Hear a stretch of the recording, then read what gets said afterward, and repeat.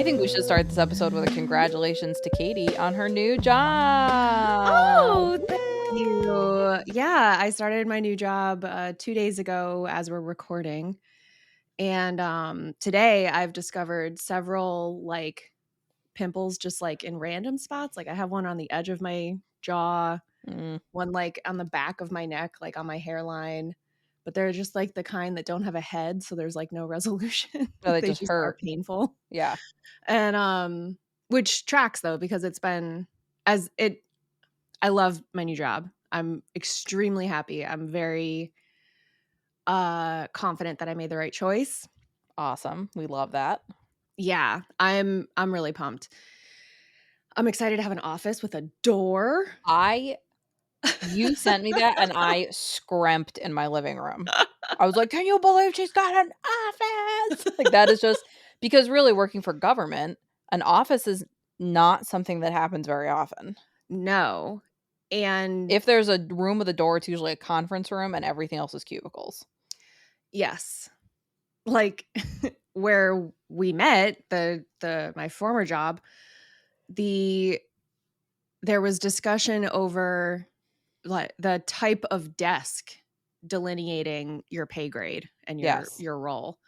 And so my supervisor had a supervisor's desk for his cubicle, and that was the like promotional type sign, I guess. I don't know. But where I am now, they I know that I irritated the hell out of my supervisor. Great start. Yeah. Great start, Katie.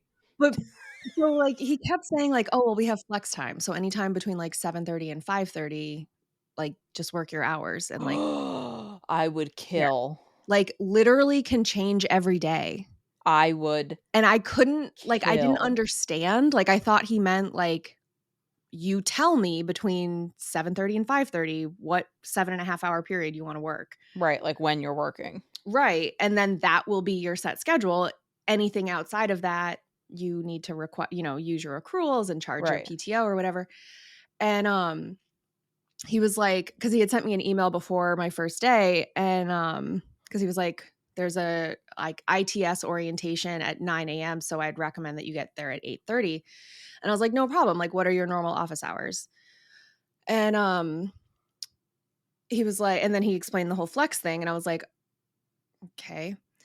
And then I had this HR orientation that was they were like going through like our timesheets, which is the same timesheets that we had at my old job. But in our timesheets at our agency, there's like this like tab in the middle of the screen that says schedule. And during this orientation, they told us to fill in like Monday, Wednesday, Friday, 9 to 5, Tuesday, Thursday, whatever, 8 to 4, and like actually like type that out. So I was like, okay. And so, but if I clicked on it, it said 8 to 4 each day. So I was like, which is what I worked at my old job. So I was like, is that like a carryover? Like, what is the deal? So once that training was finished, my supervisor stopped by and was like, any questions? And I was like, yeah, I was just confused about like how to put in this schedule thing. And he was like, yeah, it's just flex time. Like, I don't care. And I was like, right. But they said like I had to type it in. And he was like, oh, he was like, I just tell my people to write the word flex in there. I was like, oh, okay. I was like, that made more sense then. Cut to where I work or where Katie used to work where they always care.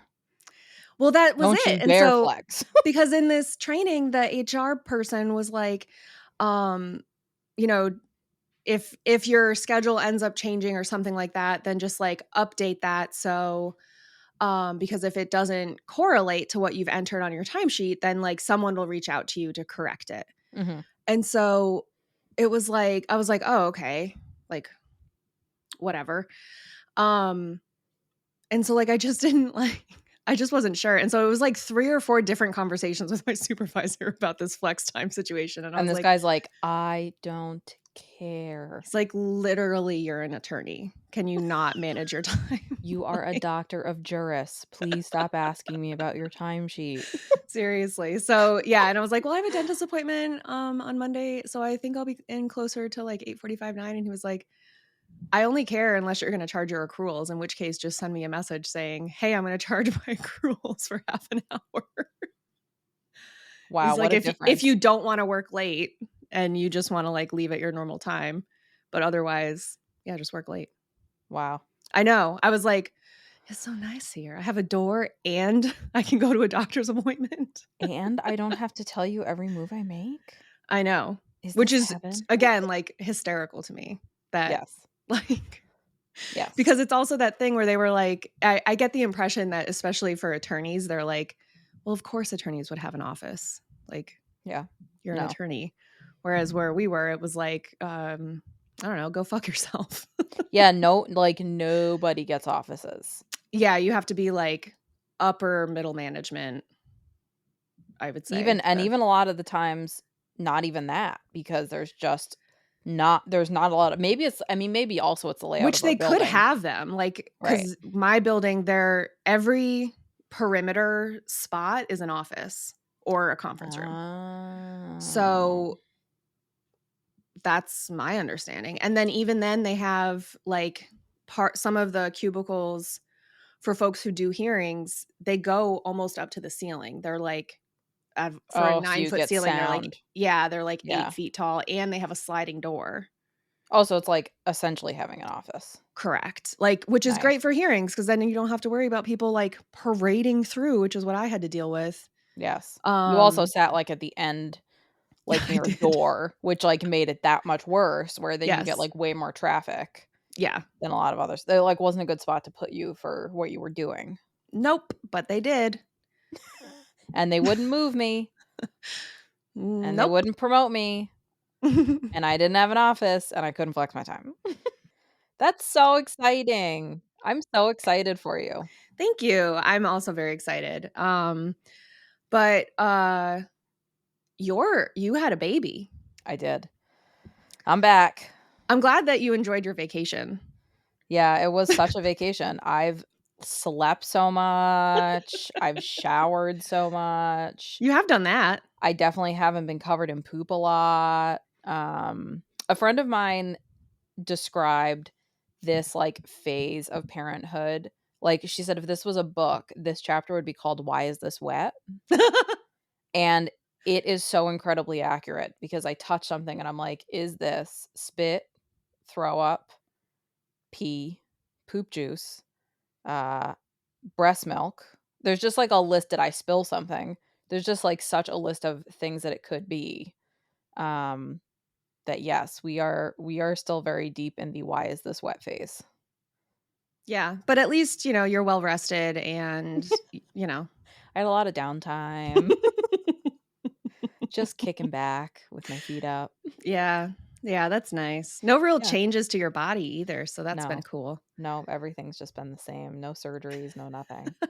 And it's actually it's, like, perfect for this to be my first, like, episode back because we are gonna be talking about, like, postpartum, 4th trimester, that type Hormone of stuff stuff. today. Yeah. Oh, yeah, yeah, this will really be like another hormone episode because 'cause I'm a hormone Um, monster. Speaking of, we do have a Spotify playlist of all of our hormone episodes. That's a brilliant idea, by the way. So, uh, thank you. You're welcome. And so you can it's in our, it's on our linked in our Instagram under our resources highlight reel thing. Um, there's a link for it, and it just has each of the episodes where we would discussed hormone issues. So our first 4-part series on hormones, our series or your episodes on PMDD, PCOS. I think depression is in there as well.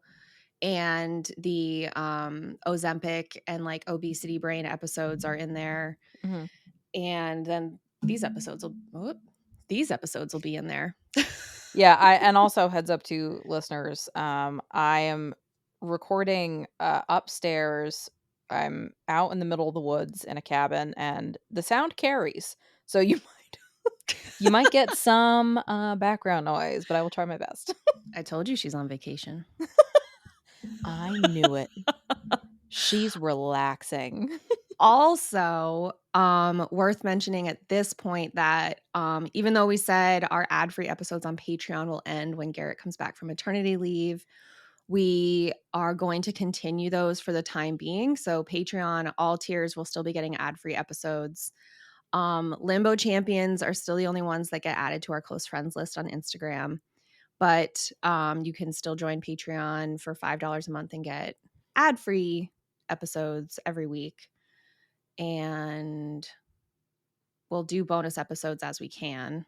We do Yeah, and have I'm sure like we'll get back into the swing of it yeah, pretty but soon. between your vacation time and my new job, we That's a just lot. need a little more time to figure out 2023 has been a doozy.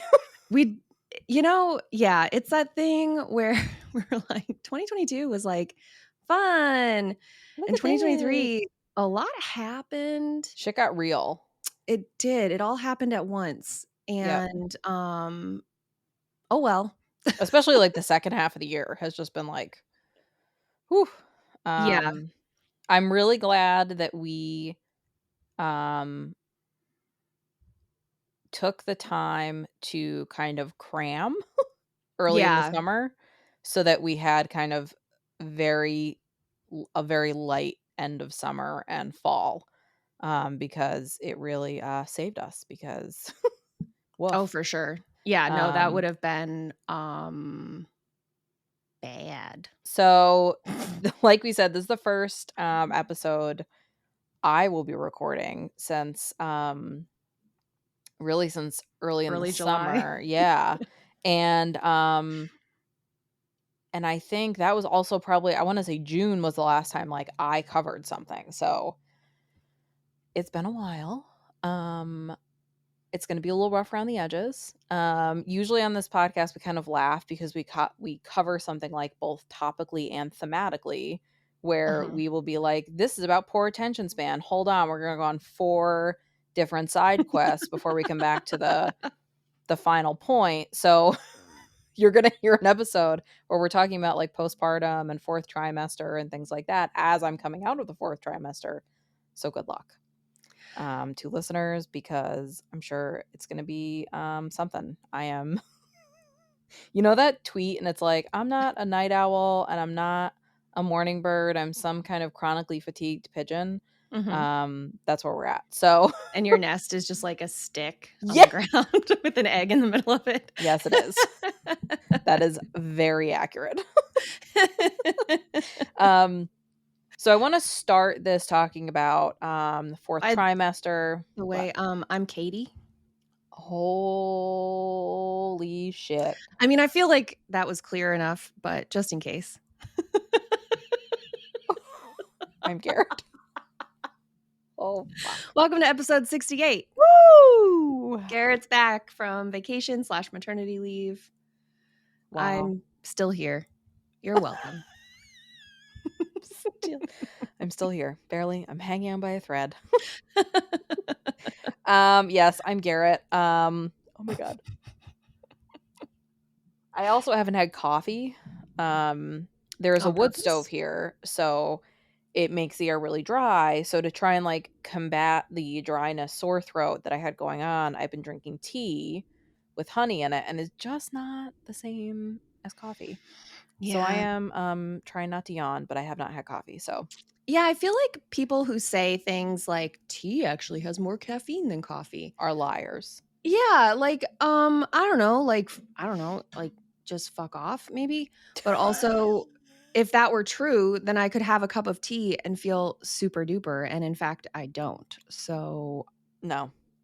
I mean, as somebody who oh my god, I just need to wake up. As somebody who drinks lots of coffees a day, this tea is not I've had 2 cups of tea and it's not yeah. they're liars.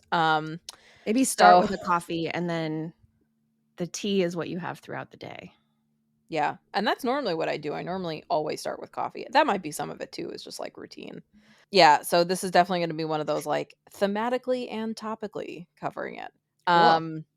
So we're gonna cover, like, this recording, which we're, gonna break into probably a few episodes. We're covering 4th trimester, postpartum time, postpartum depression, postpartum anxiety. It's really like a postpartum mental health and hormones, Okay. topic. So the 4th trimester it's like kind of a newer phrase I would say that's getting thrown around. Yeah, my It's the mom said she's never heard of it. Yeah, I find myself, especially with, our parents, Yeah. having to kind of explain it. Um, but the 4th trimester is the 12 weeks following birth. So the theory is that human babies that are born at, 40-ish weeks are only born at that time so their heads can pass through the birth canal because we're bipedal and we're vertical. So our hips are more narrow than, like, say, a chimpanzee or some kind of, like, primate. Um I'm gonna put that on my resume. which part? How I'm more narrow than a chimpanzee. That part. The idea is that they should gestate really for, like, several more months. So by one estimation, a human fetus would have to undergo a gestational period of 18 to 21 months Nuh-uh. instead of the usual 9 to be born at the neurological and cognitive developmental stage that's comparable to a chimpanzee newborn. So when I think about that, like, I'm a petite framed person, but my baby was not big and I was fucking wrecked at the end of 9 months. Yeah, I mean, Um honestly, yeah, you just looked like you had one of those, like, bouncy medicine balls as your torso. Like, that was your whole yes. torso. Yeah, I mean, it was like breathing was hard, talking was hard, sleeping, like, everything was hard. Which is interesting that they're like, "It's just because of your hips." I'm like, "What about my lungs?" What Like, about where everything? like Well, and I feel like also, so if you're not bipedal, so, like, if you're standing on 2 feet, that's also then putting, like, so the way I'm thinking about it is right now I'm in physical therapy to fix an abdominal separation, Mhm. get my ribs back into place because when you're pregnant and you're on 2 legs like that, it flares your ribs out.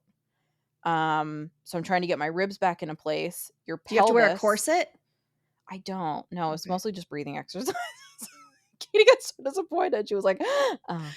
Well, 'cause then I was thinking, like, maybe that's why corsets were, like, such a big deal for Yeah, a and while. that's the other thing too. I think about, like, clothing. I'm like, "Man, thank God, like, we're in the era of yoga Soft clothes. pants and soft clothes because they're hard clothes aren't allowed. They're just not allowed." And when I had my epidural, I actually had to have it done twice because I had so much compaction between my, like, lower vertebrae and my back. Mhm. So you think about that, like, 18 to 21 months, my skeleton would just, like, crumble into dust. Well, and I guess there's also the question of, like, okay, so we are bipedal, so is it just that we've evolved to have spines that react that way because they only have to be pregnant for 9 or 10 months. Right, yeah. So, therefore, our spines are structured in a way to only withstand a certain amount of that kind of trauma. Our ribs shaped in a way because, like, an ape has a really wide chest. Right, and So you think about if the weight of that is hanging down instead yeah, of being vertical and it's pulling on, your shoulders and your upper back and, pulling your posture forward. It's just like it really, like, I think the physical toll is worse than I expected it to be. yeah. Um, I Oh, do well. think that more topically, I personally, so I went and started seeing a pelvic floor PT before the baby was born. It was actually something I didn't know that you could do, like, prenatally. Mhm. But I had a doula mention it to me and I was like, "Oh, wow, that's like a really That's a great idea. So I did that. Super worth it. I don't understand how pelvic floor PT is not part of pre and postnatal care. Um, if you can find the time, can find the provider, can afford it, have the, like I have insurance coverage for it, go. Yeah. 100% go. I would say it's probably one of the more like vital self-care moves I've done. Um, because when I go, it's not just like I'm sitting there doing exercises. I have somebody who also has little kids. And the place that I go is very much like a pregnancy centered kind of like female centric space. So it's not just going for that, but it's like a good mental health check-in, it's a nutritional check-in, it's somebody who's, she's making sure that my C-section scar, like, I'm starting to get sensation back. She's making sure that, like, I'm eating okay, I'm drinking enough water. And she also usually will do, like, soft tissue work while I'm there, so she'll ask me, "Okay, like, what aches and pains do you have?" And she'll take 10 minutes to, do a little bit of, like, deep massage and, like, relieve, if I have, like, a muscle that's in spasm or pulled or whatever. So I would say, like, at a time when self-care is definitely, like, an afterthought, Mm. it's something that, like, on a very like, a very deep level has been very, beneficial. Plus I have somebody who's monitoring, um, my recovery in a way that, like, they really don't at a doctor's office. Yeah. So I would say it's, like, definitely, it's crazy to me that it's not included with everything, but I 1000% recommend it, to Yeah. anybody who's pregnant or has recently had a baby, for sure. And I think that goes into, like, what we talked about in that Patreon episode we did where you were like they were like, "Does it feel like X?" And you're like, "I don't know." And it's Yeah, I that had sort to of thing, tell them like at you the don't know hospital. what you don't know. And Right. so it's like, and you in that episode, you were also, like, espousing the benefits of having a doula, and I think Mhm. that's one of the things that does make it, especially as a first-time pregnant person or first-time mom, um, the idea that, like my mom I don't think my mom did physical therapy after. Oh, for sure, and I was actually talking to Katie, and I both see the same, nurse practitioner at the OBGYN's office, and she used to be a midwife, and I was talking to her about the pelvic floor thing, and she said, "It's something that, like, was never done before." She said, "And now I send so many people to pelvic floor PTs," and honestly, like so like I was saying, one of the things that we're doing is trying to get my ribs not to be flared and, like, to come back into place and fix the pelvic tilt that goes with being pregnant. And that's something that, like, how many women wind up having long-term issues maybe with their back Mm, or, like, problems with their hips because they didn't do this, mhm. and then you've got years and then, multiple pregnancies. Yeah, I mean, it takes a toll, so I think that something like that, like, it's so crazy to me that it's not included in prenatal care and postnatal care. yeah. Um Well, especially with, like, the idea of having, the quote "mommy makeover," like the vaginal rejuvenation surgeries that Mhm. were, I mean, I feel like I hear about it mostly on, like, the Real Housewives type shows, but, Right. I'd say maybe, like, 10 years ago, it was, like, a big thing. But Mhm. the idea that, like, you had to, quote, "surgically fix" the, like, vaginal prolapse or something that would happen after having more children, particularly if you were pushing, Right. and gave birth vaginally, then you have more of that, a higher risk of that happening or whatever. But I just keep thinking of like Michelle Duggar and like Oh my her god. whole entire internal organs must just like fall out of her. I don't know. Yeah, I mean, Or it she's just got honestly is like like industrial mesh like installed. yeah. Yeah. I mean, it's like you'd have to be like a Mr. Potato Head at a certain point where they just like, "All right, we have this, like, sewn right here, so it just can't go anywhere." Because, I mean, it is a major stress on the body, and this is a way of, like I mean, my goal with this PT is really to get myself to the point where I can be exercising again Mm. because I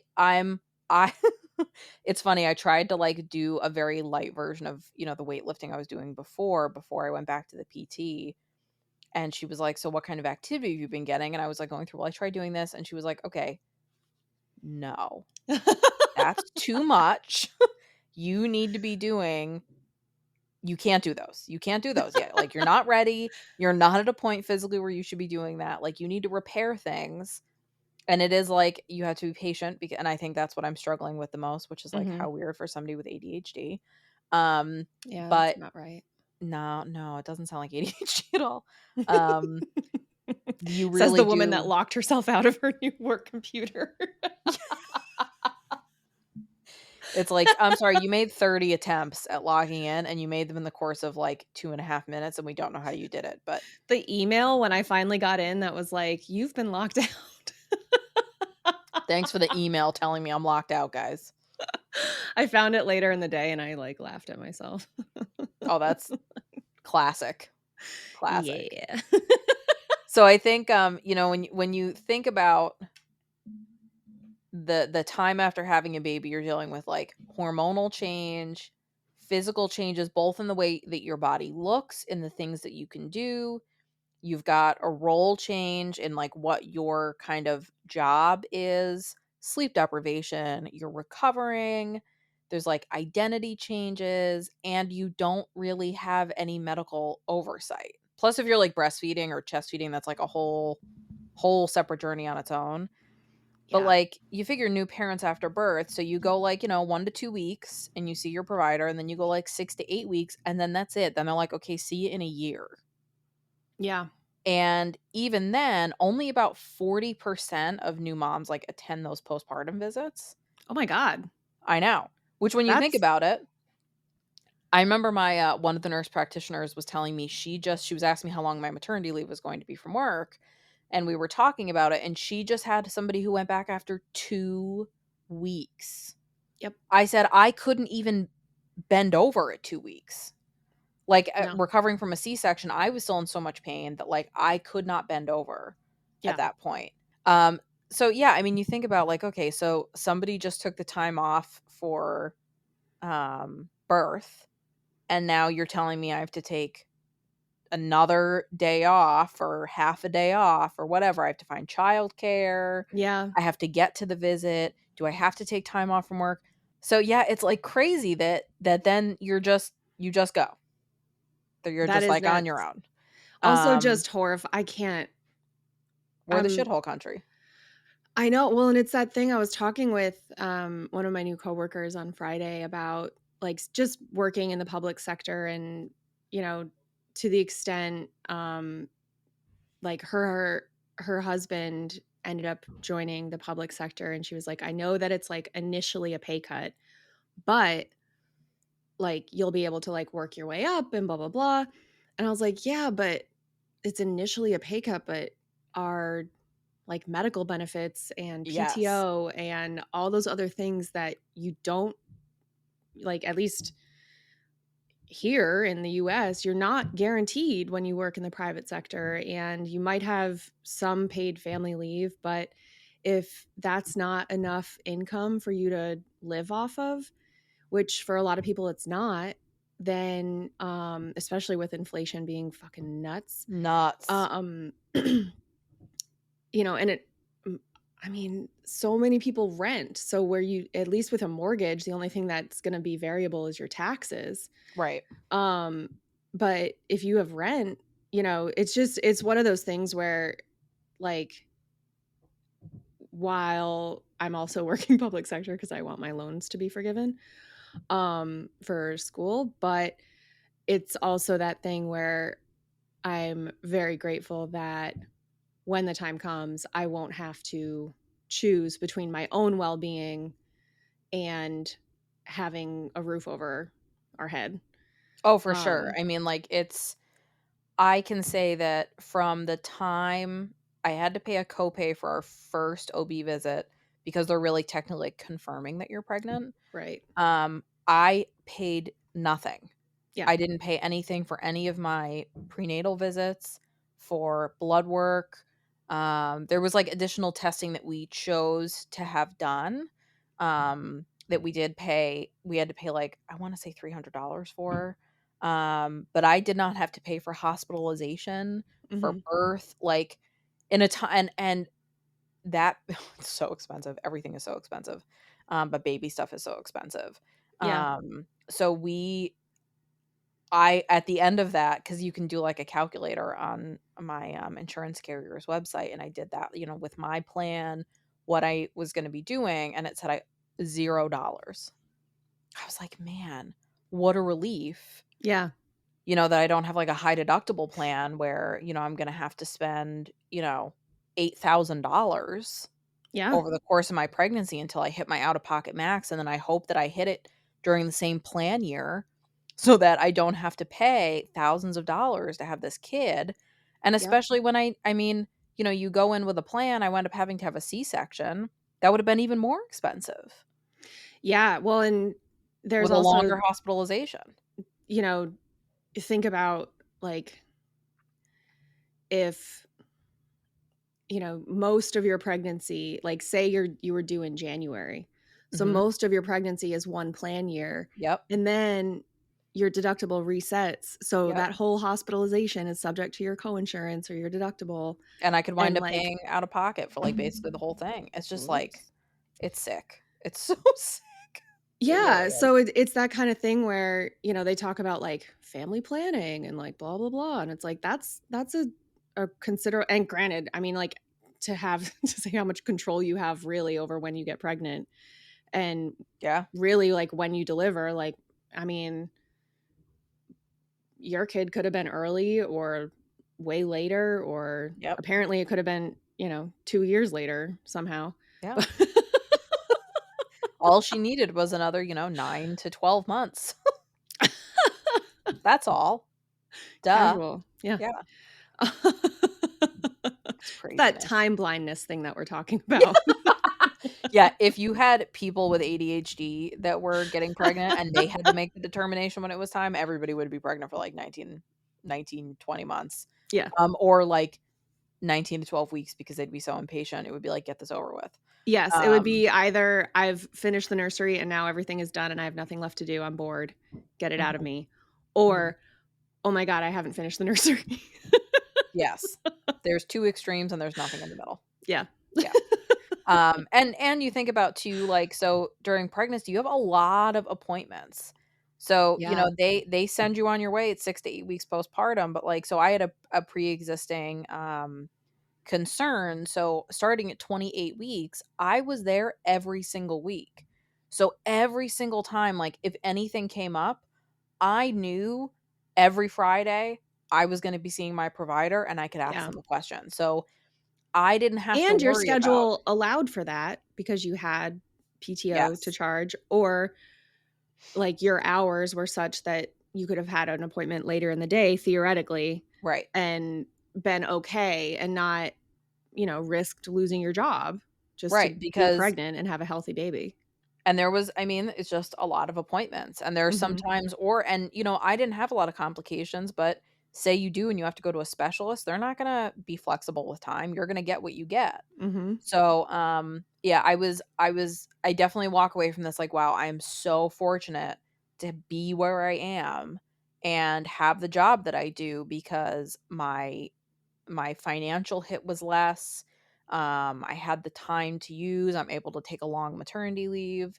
Um, and I'm also fortunate that, I mean, I almost feel fortunate that I did have those complications, that I was there every week because it gave me the peace of mind knowing everything's okay. Yeah. I can check in with them, things are being monitored.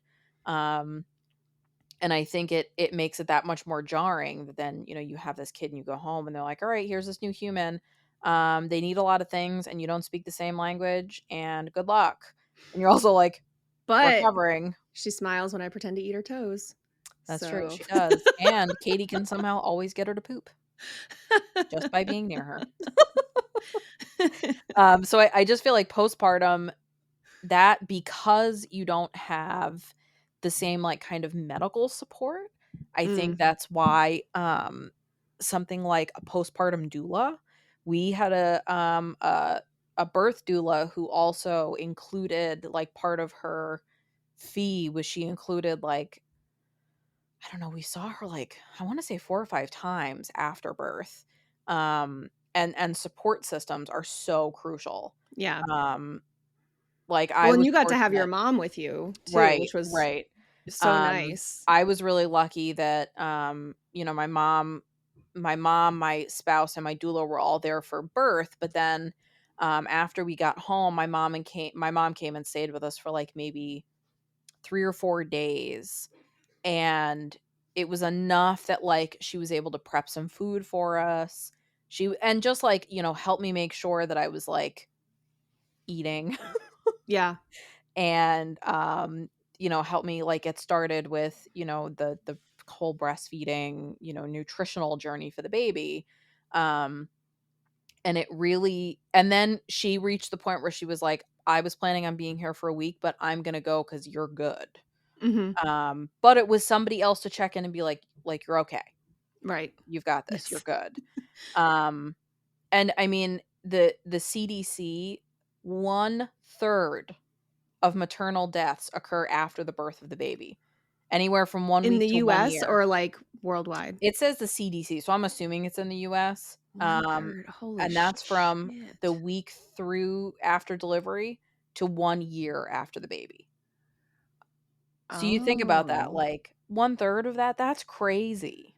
So they're including, like, consequences from PPA and PPD. Preeclampsia, hemorrhage, but also, like, any mental health concerns, and Yeah. Black women are 3 to 4 times more likely to die of a pregnancy-related cause than white women, Yeah. so it is, like, knowing those statistics, man, it is so important to, like, to have support systems and to check in. There's baby blues, which Right. will start, like, right after, within a couple of days of delivery, and can last for, that couple of weeks after. And what Um, causes that? so it's it's a lot. I feel like it's a combination of factors. And 80% of women, or, new people who have just given birth, experience this. Um, the symptoms are mood swings, anxiety, sadness, irritability, feeling overwhelmed, crying, reduced concentration, appetite problems, and trouble sleeping. So I I don't know how you would measure the trouble sleeping, but right. I guess if, like, they say, like, sleep when the baby sleeps, and if you still can't sleep when you're that tired, I guess that would qualify. I mean, I so after, the baby was born, I had been doing half of my Zoloft. Mhm. Um, I went to half, like, in spring, because in the summertime, I just don't need the same dose, and when she was born, like, that a couple days later, I went back to my full dose, and still experienced baby blues, which I didn't even really see as baby blues. When I did this research, I was like, "Oh." I had, like, As usual with our research. yeah, I was attacked multiple times. It's so funny because, like, while I was working on this, my spouse got home from work. I said, "So I was reading the symptoms of postpartum depression." He was like, "Is this gonna end with you telling me you realized you had postpartum depression?" I was like, "I just couldn't believe." And we'll get there, but, like, even with a full dose of Zoloft, with all of these support systems in place, I felt it was like weepiness is how I would describe it, like, Mhm. I was just so overcome with, like, emotions and feelings, and I'm not, like, a big crier. No. Like, I don't it's not very often that I'm, like, moved to tears. I I was mean, I made you cry last Christmas, but She did, and also the first time I saw her holding the baby, I also got weepy. That was during the it's baby because you blues thought I phase. was stealing your baby, It's which because you I thought I was did running away with try. her. She was little, I could have snuck her out. You coulda stuck her in almost anything, she was so tiny. Um, Um, so I guess I thought that, like, baby blues was, like, a consequence of, like, losing the placenta and all the hormones that offered and carried, plus, like, just I will talk that about, like, the hormones specifically, but there's so one of the things that I mentioned when we talk about postpartum depression, and let me find the actual in the 24 hours after the baby's born, your hormones return to your pre-pregnancy state in 24 in hours? 24 hours. Jesus So, it Christ. literally like, you drop off a cliff. That is so Um insane. It's so uncalled for. What the fuck? Oh, I said that yesterday, like, I was reading through these notes, I was talking to my mom, and I was like, it should be illegal for your hormones to do that." Yeah, like, I'm surprised that we don't do, like, I don't know, like, estrogen shots or whatever It is postpartum really because dropping off a cliff. yeah, like, just to, Um, like, help, like I mean, for fuck's sake, we give people methadone yeah, to help them with withdrawal symptoms, like, yeah. why I mean, I whoa. so I was in the hospital for 4 days, No and wonder I you got were home. weepy. Oh, and my doula came the following day to check on me. Um, and she's just one of those people, like, man, she's just got the right temperament for being a doula. And she I'm came pretty in, she pumped was that you like, found her. I'm excited for when I get pregnant. I hope she doesn't move before yeah, then because 'cause it'll be a few she years at well, and I think least. she's in nursing school to become a midwife ultimately. Mm. And she's just, like, she's a really excellent support person for birth. And she came in and so she was asking me, like, "Okay, so how are you feeling about birth?" And, like, my birth pretty much was pretty smooth. I mean, it ended in an unplanned C-section, but even with, like, being Unplanned, but not unexpected. right, like, I Yeah. I I wasn't super surprised that it ended in that, but, I had been preparing myself for, like, a vaginal delivery, and, she was, like, asking me, and I start talking about some of the, like, even though it was smooth and things were controlled and there was a great team of people, there's still some, like, very frightening moments, Mm. and I start talking about even just talking about, like, the tenderness that some of the people at the hospital were showing me. I was, like, crying so hard I could hardly get the words out, and I said to her, I was like, "I don't want you to be concerned that I'm, like, sad." I was like, "This isn't sadness." I said, I feel like I was a cup that was, like, filled right to the brim, and anything Mm. else, I just, like, "Phoop," it just, like, Yeah. flowed over. Um, and that lasted for, like, a couple of weeks where I really just was so incredibly overcome with emotion all the time. Hmm. So you think about, like, in that couple of weeks where you're kind of reflecting on how your birth went, because it takes a really long time to process. I mean, it's a long process. There's a lot of things that happen. You have all these, like, little experiences in the meantime. And, did your birth not go as planned? Was it traumatic? Like, did you have birth injuries? Like, Mhm. I think sometimes we kind of lose in the weeds a little bit of the fact that it's still a major medical event, and it can be very scary and very overwhelming. Yeah. Um, so I think that adds to it. Like, It's reminding me of our PTSD and our brain spotting episodes and how, like, you're because it's all happening kind of in, like, a compressed time period, yes, and then that hormonal drop off within 24 yes, hours after delivery. and the sleep deprivation at the Right, same like, that time. your brain is coping with all of Yes. those changes, and so it does take some time to think through what happened, determine how you're feeling about it for real. Mhm. But also it's like this is gonna sound bad, but it's almost like an ongoing trauma because Yeah. now you're also taking care of a newborn. So it's not even Yes. like it happens and then you can like hibernate for 2.5 days Right. and go back to your normal routine. Like, nope, this is the new normal is this craziness. So it's that feeling like when it's that meme of the kid drowning in the pool and then the mom's like paying attention to the other Yeah. kid. Yeah. Because there's just, like, too many things to Yes. you're spread very thin, and I had one of my, friends who's got a couple of kids said that she had read was it a study that she had read? And they said that, like, a new mom's brain mimics that of, someone with schizophrenia, because your brain is just like it's like you're restructuring with all of these other things going Huh. on, plus, like, the physical recovery that you're doing.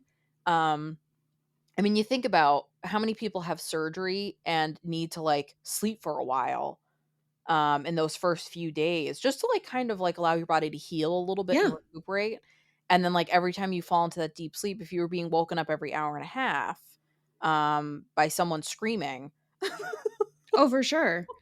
And It's it's that thing where it's, like, when my mom used to be a labor and delivery nurse and was Mhm, one for, like, 15 years, and she would tell me sometimes about how she'd have these patients that would, like, feel bad for having the baby sleep in the nursery and not in their mhm, room with them.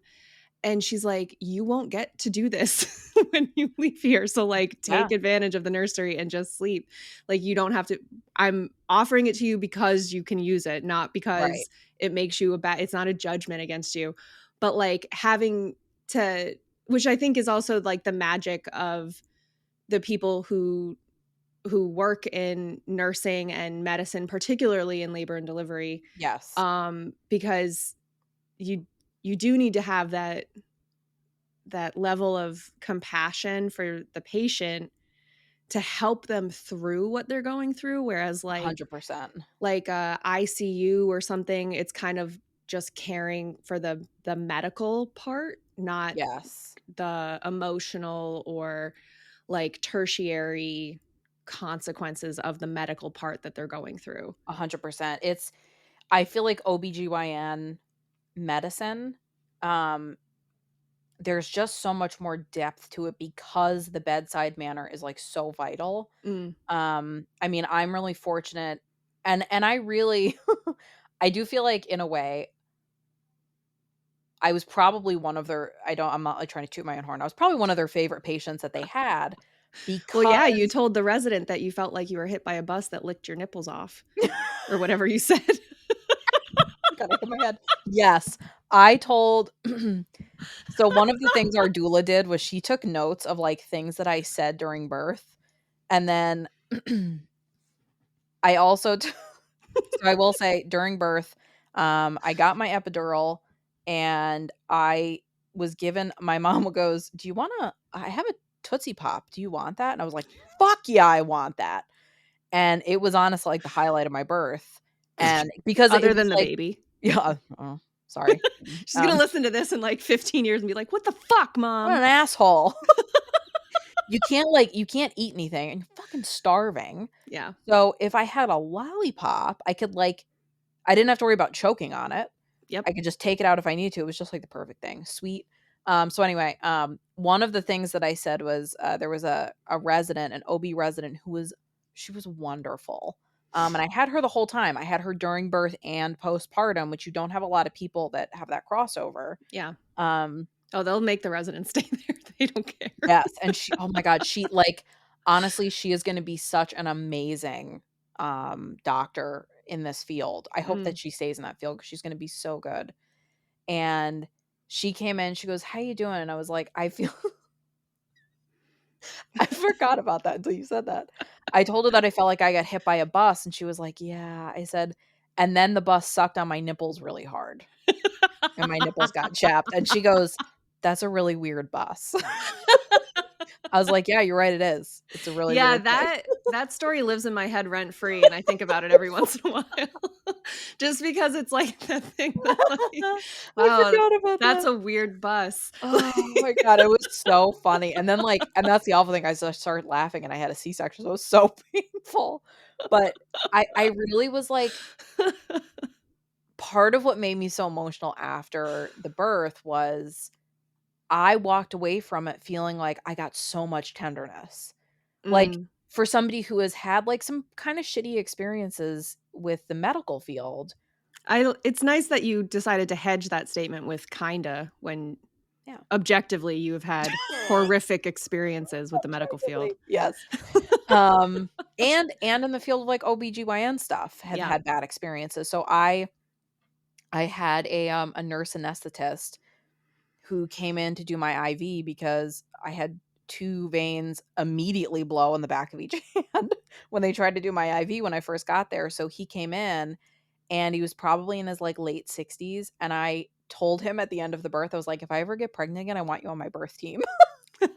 Like, he was he just had the most incredible bedside manner, and he sat next to me and, like, when I first came in, explained, like, kind of everything that was going to happen.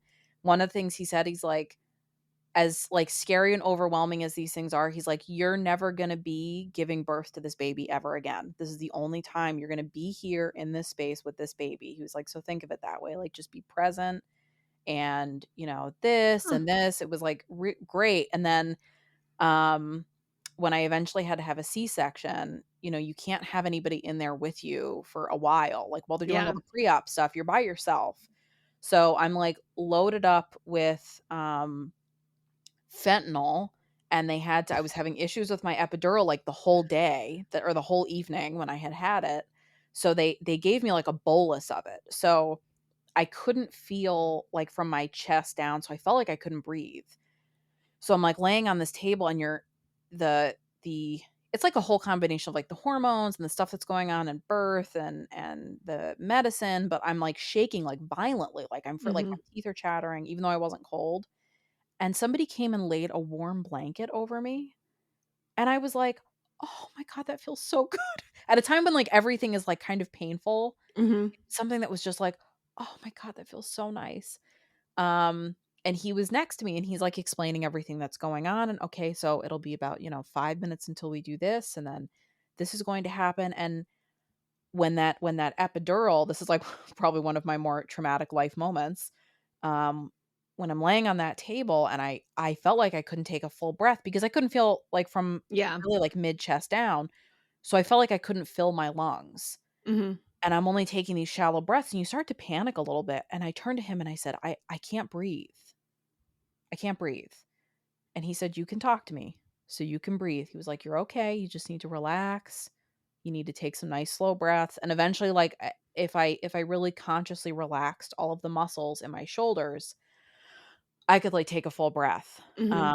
Not that I could feel it, but I could take a full breath. And then I could feel myself start to get sick. So in the meantime, I'm terrified because wasn't expecting this, and we kind And of made your husband wasn't there and my your husband mom and wasn't doula there. weren't there, so, I like literally kissed my mom goodbye as they wheeled me into the thing, and you're like it's one of those things where you're calm until you see your mom get nervous, Oh, and then yeah, you that's freak bad. out, and when I saw the look on my mom's face, I could tell that she was scared, Mm. um, and Which it's is probably just, like, a mom thing, not oh, because there was anything to 100%, be nervous about, 100%. and I know your doctor that was doing your surgery, and I've never heard a story of her being unqualified in the Oh, operating no, theater, like, and she's it totally wasn't that. It was more right. like, I've never had surgery before, and I'm gonna Yes. go from never having had surgery to this unplanned major abdominal surgery. Yeah, so I think it's just the mom thing, but it is that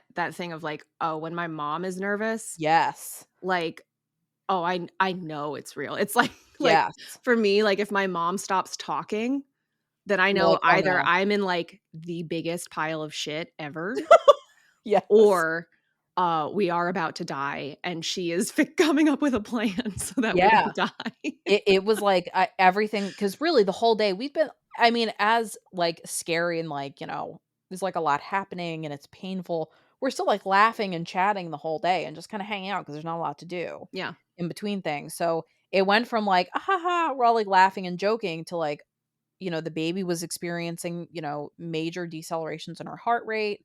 And it went like all these people rushing into the room and things got very serious. And not long after that, it was the decision to do the C-section. Um, that it got like very serious very fast. And once we made the call, it happened very fast. Yeah. So um it just was like one of those, oh my God, like I'm going in and I'm gonna have a baby and I've never had surgery. And it was just like your brain is just going like a million miles a minute and you're trying to also relax yourself so that you can breathe. Mhm. And I'm by myself and I turned to this nurse anesthetist and I was crying. And he took tissues. It's like making me emotional. And he was like drying my tears Aw. and comforting me. And I said to him, I was like, "I'm gonna be sick." And it went from I'm gonna be sick to like I'm gonna throw up like right now. And he got a thing and he goes, "All right, I'm just gonna adjust your medication and I'm gonna give you a little bit to settle your stomach," because it was not the first time that it happened.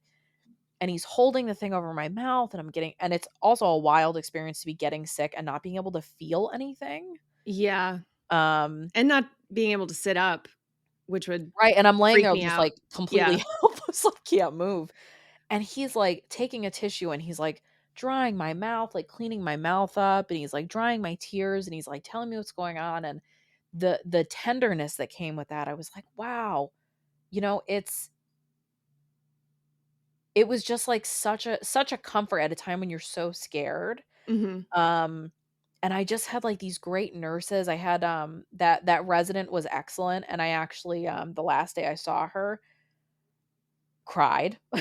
I was like, I was like, "You're really good at this, and you're just, like, you're very comforting," and, she at one point, she came in to check on me, and it was in the morning, and I was doing that thing where I'm like, "Okay, so the standard of care is that they give you opiates for 2 days. So if it's day 3, I can't have them." Right? Like that my brain was like, "You can't have them. It's beyond what normally happens." Okay. And she checks in and she's like, "How you feeling?" And I was like, I'm in a lot of pain." And I was like going through like what I was feeling and she said, "When was the last time you had because they only give you like 5 milligrams. It's like the tiniest little Right. bit, but it's enough to like make you comfortable postpartum." And I said, "Oh, I had the last one like yeah, like 24 hours before." And she said, "You can still have it." I was like, "Right, but that she was like, "Right. So you don't need to be enduring that pain when we have something to like help you with that. No one's making you endure." Yeah, you're not Stephen Assanti. And that's like in my head, I'm like, "You're such a little baby that you need to take additional medication." Mhm. But, like and that was the other thing, like, when I had the surgery, they have to do a Foley catheter, you have a catheter in, Mhm. and that same nurse anesthetist, he was like, "Look, you have this catheter in," and I was like, "Ugh, I don't want" like, whining because I didn't wanna have it. He goes, "In the morning and overnight, you're gonna be glad that you have it because 'cause you're not gonna have to get up." He's like, "You're gonna be in pain." He said, "I don't want you to try and push yourself through that. You have to let your body rest. Like, this is gonna be a major surge, like, you have to recover." Um, and I had, there was this, like she must have been, like, a CNA, and when she Mhm. first came in, I was like, "I don't like her. She's very abrasive. She's, like, a little rough around the edges." And we bonded to the point because she was coming in all the time, checking on me. When she goes, "Well, this is my last shift and I'm gonna be off tomorrow when you're leaving, so I won't see you." We both cried before she left. Like, she started to cry, I started to cry. So it is totally like, and normally I'm, like, more careful about, like, not using overly gendered language, but it's a very women-centered Mhm. setting, and it's, like, very women-centric, and one of the supervisory nurses, she probably wasn't supposed to say this, but she said, "I will only hire women to work here, like, I won't hire any male nurses." She Mm. said, "Because I just think that there's a comfort level that comes with another woman coming in, there's, like, a safety that you feel with that." Well, it's also Um, probably important for people who aren't in healthy romantic relationships 100%. and whose partners don't want another man who's not a physician, Yeah. seeing their wife bits, I Yeah. mean, in any Or, I way, or mean like relying on another man for whatever the fuck. I don't know. or, if you've had traumatic experiences with men. It's the way a friend of mine put it was she said, like, when you give birth, she said, "You become undone." It's like Mm. it's almost like you fall apart. So if I'm in, like, that vulnerable state, I don't want a man coming in. Mhm. Like, I only want women in there, because there is a sense of, like, my guards are down when Yeah. I'm around another woman way more than if I'm around a man. Sorry, man, not that you're listening, except for our editor, but you were there anyway. So it's I definitely think, like, there was a lot of comfort that came with that, and, for somebody I'm normally very modest. I don't show a lot of cleavage, like, usually high Yeah. necklines. I was literally sitting there in a Depends and nothing else. Boobs Mhm. out. Everybody that came in, I would make the joke. I was like, I used to be pretty modest. Not anymore. And then they That's would what all my start mom laughing. said. She was Mhm. like, you'd have these people, and she'd say, like, a lot of times it's their husbands that are like, You better cover up, blah, blah, blah. People are coming in." And she's like, "At that point, you've had so many people looking up your downstairs Oh, yeah. and flicking your nipples to try to get you to nurse and trying to get your milk come in and like manipulating every which way you got to. If you had a vaginal delivery, like they'll flip you onto your left side if you're having D cells, or Yep. you're in all these different positions to try to get the baby to move down. And I mean, you're just all over the place. Like, you don't have Oh, yeah. time to give a shit about whether the gown you're wearing is Nope. flung open. And when you're delivered, I mean, at least at that hospital, it's not like you're sharing the room. Yeah, So no, I was it's the only just woman there. you. Yep. So you can just close the door and like but like you get to the point where it's like, Qui gives a shit. Like it's 100%. it's Barnum and Bailey circus down there. Like, go Oh, for it, yeah. King. Like, Oh, it was like I am always so modest, and when I got home from the hospital, um, I had been, like, in the bedroom, and I my mom my mom comes in, she, like, went to the grocery store. She was just, like, so great. She came in with, like, a bunch of groceries. She's setting her stuff down.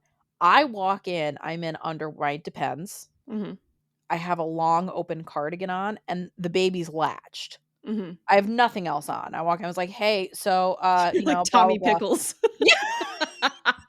Yes. And she was like, "Oh my god." I was like, "Oh, yeah, no, we're well past. We're well past." I was when one of the things that was really surprising to me giving birth, because we did try for a vaginal delivery initially, so they broke my water, Mhm, and okay, in my head, you see in a movie, they break your water, splash, that's it. mhm. Or you're walking and water breaks, splash, that's it. Not it. No. It continues to just flow like a gross waterfall. Well, it depends where the baby's head is in relation to where the water is broken. Yeah. It was at one point, and I will say one of the good things about having a doula was she would let me, okay, so I would have like 3 contractions in one position, and she'd be like, "All right, now we're gonna try this." And she'd move me into another position, and then, "Okay, now we're gonna try this," and go into another position. Because the baby's head was still, like, super high, she, like, wasn't descending, Mhm. which ultimately is, like, part of why we had to have a C-section, but at the time, like, earlier in labor, we're moving, moving, moving, and I was like, "Oh my god. Oh my god. Oh my god." And I can see the puddle just, like, creeping across the floor. I was Well, like, you sent me that picture, I thought you were standing in a puddle of blood, so "Oh, that's right, like, with that shadow." There was that yeah, shadow and the behind me, red Kitty was like, light. I was like, the "Sorry, Lisa Rinna, your Depends are leaking." Yeah, I think that Depends commercials should also, feature postpartum moms. That'd be more realistic. It doesn't matter what kind of delivery you have, buy them. Buy them, buy a lot of them. Same goes if you have a really heavy period, buy Depends, because you Mhm. know what? Man, that was a game changer. That was a tip that I got from somebody, like, "Hey, you should buy Depends before you go into labor." And the things they give you in the hospital suck. Um, they were clutch. They were so great.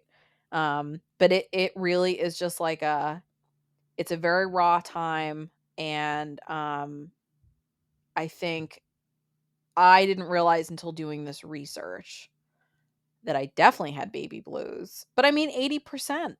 80% of people, and I mean, I'm in a situation where I had the support systems and had the a birth that wasn't horribly traumatic. It had traumatic Yeah, moments. Um, but I think you'd be hard pressed to find a birth that didn't have traumatic moments. yeah. Um, and it's a really crazy time. So I think we'll pick up next episode with postpartum depression. Okay. And probably I feel like we can also probably maybe cover postpartum anxiety. Not sure. Um, we don't know what you're gonna get. I for sure don't know, I didn't do the notes. So many notes. I was just scrolling through. I'm like, oh my god, there's so many pages. Um, so as a reminder, you can join our Patreon. Patreon, Subscribers on all tiers are still getting ad-free episodes for the time being. We will give you a heads up before that ends, so don't worry. If it ends, I don't know. We'll figure it out. And so you can join at patreon.com/thebarsankle-high. Make sure you follow us on Instagram at thebarsankle-high. We do our weekly episode title polls. And you have a chance to win a free podcast sticker and maybe some calm strips. And a little card from us. That's Which cute. is super fun. And it's open to players worldwide. We have international stamps and we're not afraid to use them. We have international stamps that all Katie has to do is remind me 3 times, and then it gets an international stamp. Mm-hmm. And we have merch at bit.ly/ankle-high-merch. Billy. There you go. It's And been so long since I've done it. I had to. we were singing Baby Bottle Pop the other night in your honor. Thank you. I was singing it the other day for no reason. Well, I think actually I was telling PK about how you had the Tootsie Pop and your doula taking notes and how you had a Tootsie Pop and an epidural and nothing could touch you or something. Yeah. And I was also like, said I felt like a bowl of warm butter. if only she had brought a baby bottle pop, then she really would have been set. And I could have dipped the top, licked it, and shaked it, and then dipped it again. yeah, baby bottle pop. And then you could have gotten a divorce. He might divorce me after he hears this. He's going to be really mad. So yes, bit.ly/ankle-high-merch if you want to check out our merch, for the holidays or whatever. And leave us a 5-star review because we're definitely going to get some 2-star reviews after that intro. Followed by an invitation to a cage match. So I hope you guys are ready. I fight dirty. Worth it. In the meantime, don't let a school bus lick your nipples.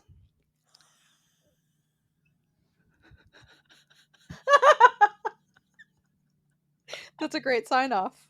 Because the bar is ankle high.